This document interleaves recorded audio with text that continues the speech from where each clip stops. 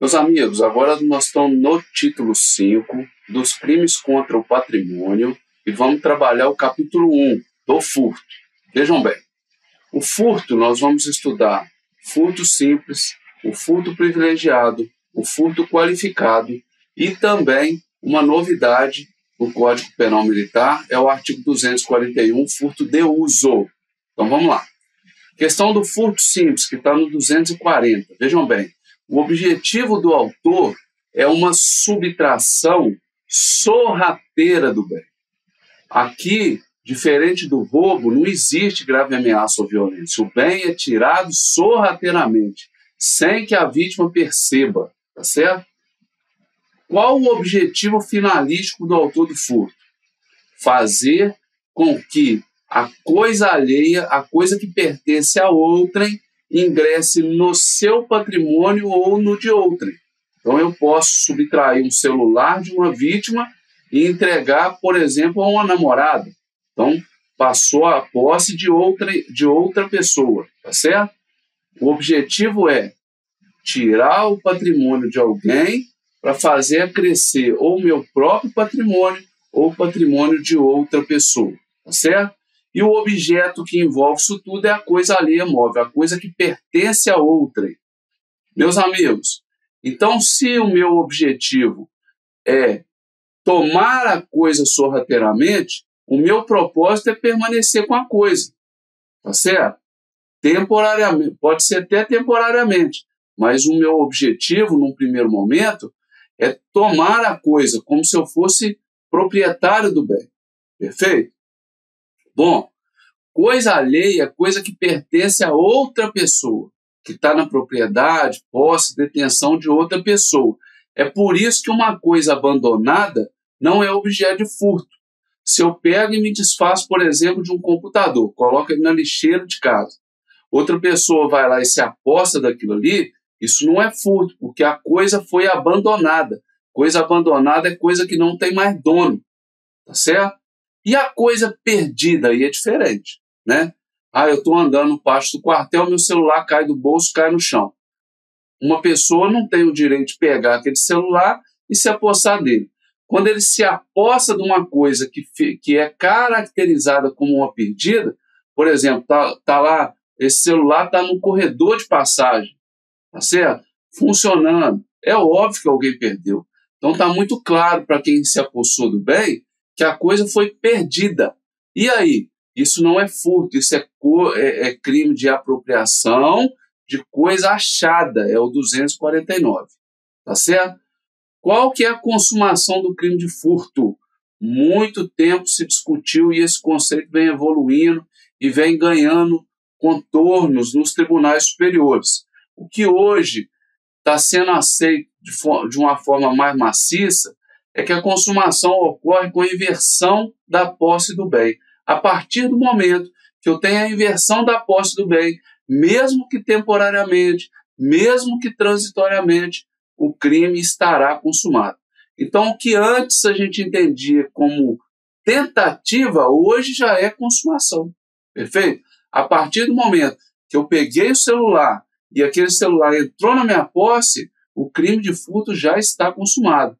Por mais que a vítima perseguiu o agente e conseguiu reaver o bem de uma forma bem rápida. Então, o tempo que o cidadão, o autor, ficou na posse do bem foi um tempo muito pequeno, não interessa. Ocorreu a inversão da posse, a posse passou para as mãos do autor? Passou, então o crime estará consumado. Tá certo?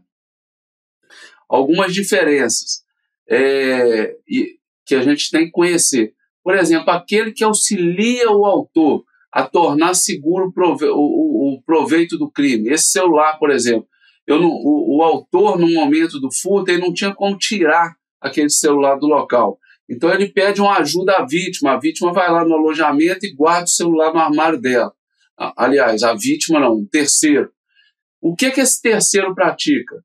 Esse terceiro não pratica o crime de furto e pratica, sim, o crime de tornar seguro o proveito do crime. Isso é favorecimento real, tá certo? Lá do 351.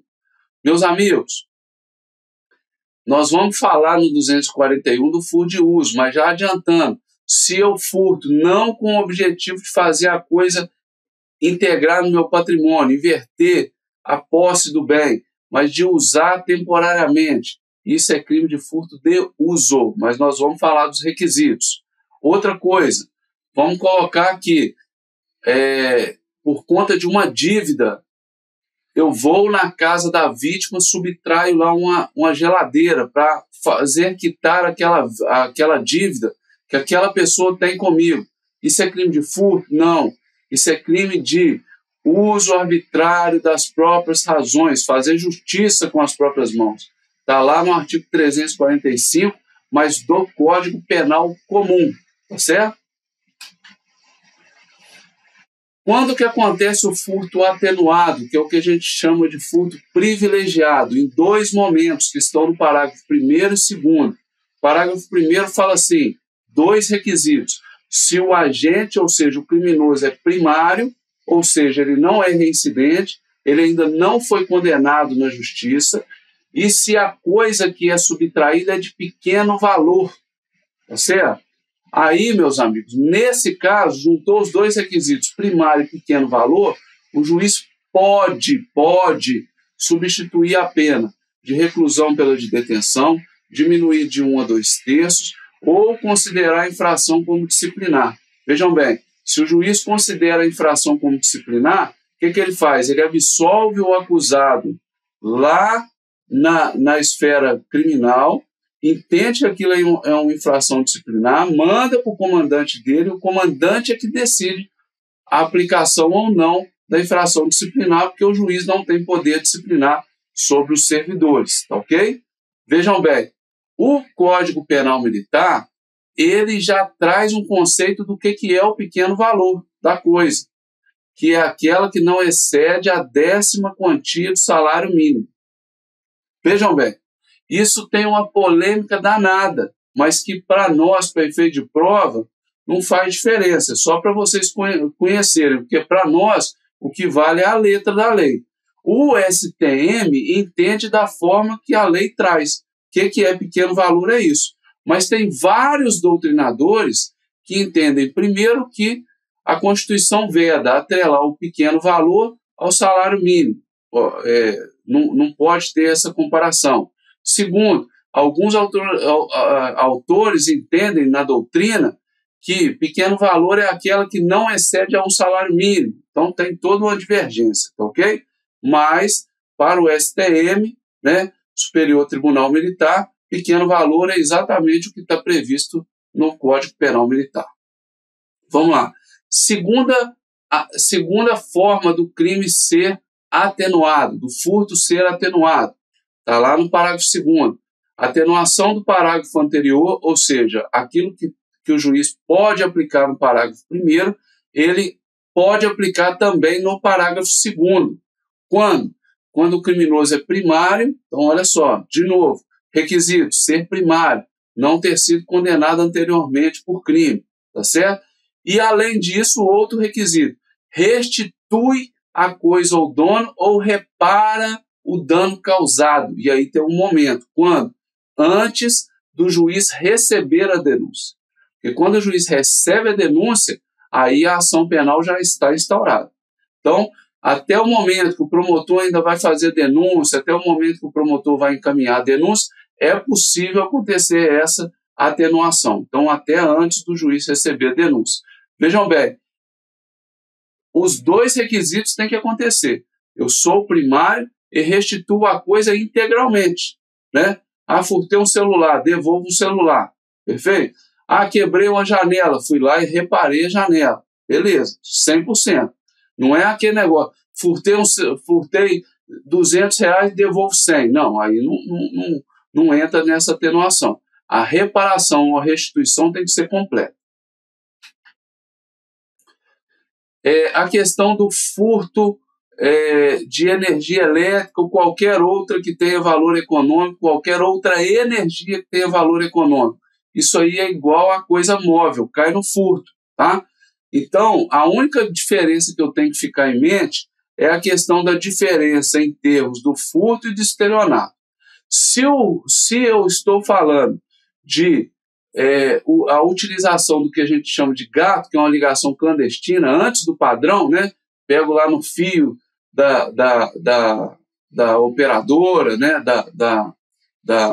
De quem fornece, da fornecedora, da concessionária de energia, e faço o desvio da energia direto para casa. Isso é furto, tá? Agora, aqueles casos onde o autor vai lá no padrão, coloca um mecanismo de forma que a leitura seja feita de forma errada para menos, isso não é furto, isso é estelionato. Aí eu tenho uma fraude, ok? Vamos na questão dos furtos qualificados, onde eu tenho uma pena mais gravosa. Aquele furto que é praticado à noite, e aí noite é período de ausência de luz solar, né? É do pôr do sol ao nascer do sol. Noite não se confunde com repouso noturno.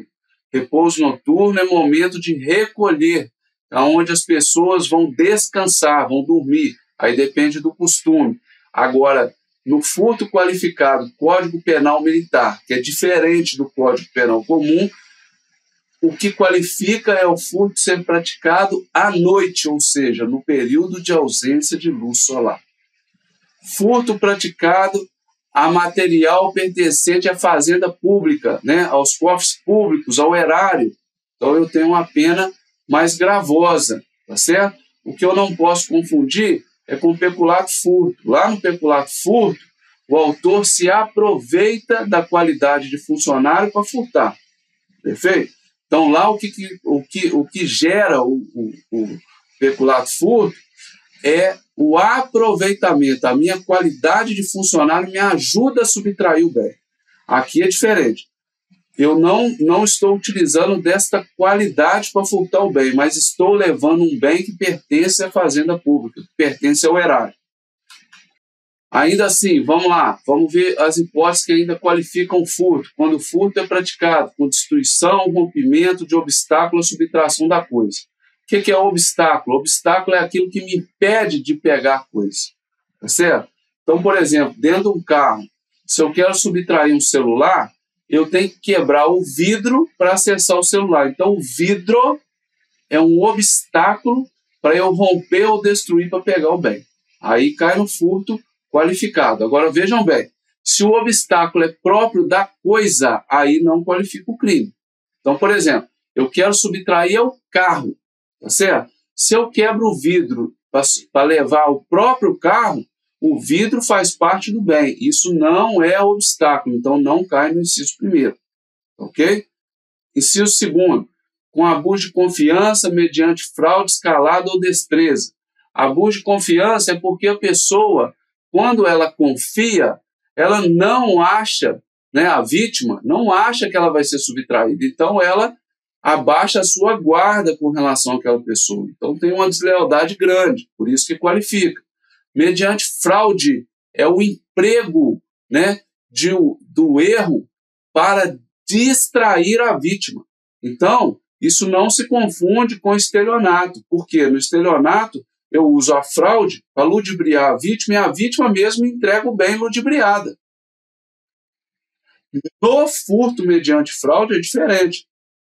Eu uso a fraude para distrair a vítima deixa de vigiar o seu bem, e com relação a isso eu consigo subtrair. Então, no furto mediante fraude tem a subtração normal, não é a vítima que me entrega o bem, mas eu consigo, através do erro, ludibriar a atenção dela.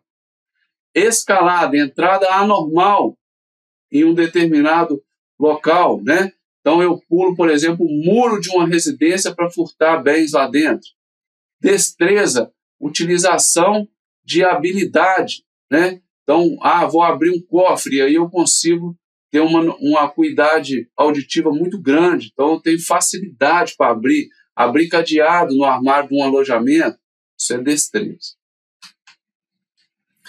Quando eu pratico o furto utilizando chave falsa, toda aquela que não é verdadeira, até um grampo de cabelo pode enquadrar em chave falsa. Mediante concurso de 2 ou mais pessoas, eu estou deixando a vítima mais vulnerável, estou potencializando a ação do autor. Então, por isso que nesses casos todos, a reclusão é de 3 a 10 anos, tá certo? No 6º-A, fala assim, na mesma pena, reclusão de 3 a 10 anos, do parágrafo 6º, né, incorre aquele que subtrai, olha só, ao perigo, arma, munição, explosivo ou outro material de uso militar, ou aquele que contém sinal indicativo de pertencer à instituição militar. O autor demonstra com a ação mais periculosidade, né? Ele vai lá e subtrai uma arma que está lá com um brasão, com a logomarca da instituição Polícia Militar. A ação dele é mais gravosa. E o parágrafo 7º fala que aqueles casos previstos no parágrafo 4º e 5º do furto qualificado, ele também está sujeito a ter as penas atenuadas de acordo com o parágrafo 1º e 2º, nos dois casos, né? Criminoso primário e pequeno valor e o criminoso primário que restitui a coisa. Então, nesses dois casos, parágrafo 4º e 5º está sujeito a essas atenuações. Agora, o parágrafo 6º e 6º-A só está sujeito à atenuação do parágrafo 2º. Por quê? Porque nesses casos a vítima deseja a restituição do bem. Então, se o criminoso for primário e o bem for restituído, aí cabe a atenuação do 6º e 6º-A. Ok? Bom, a questão do 241, que é o furto de uso. Aqui é diferente, senhores. Por quê? Porque meu objetivo não é tomar o bem para o meu patrimônio ou para o patrimônio de outrem.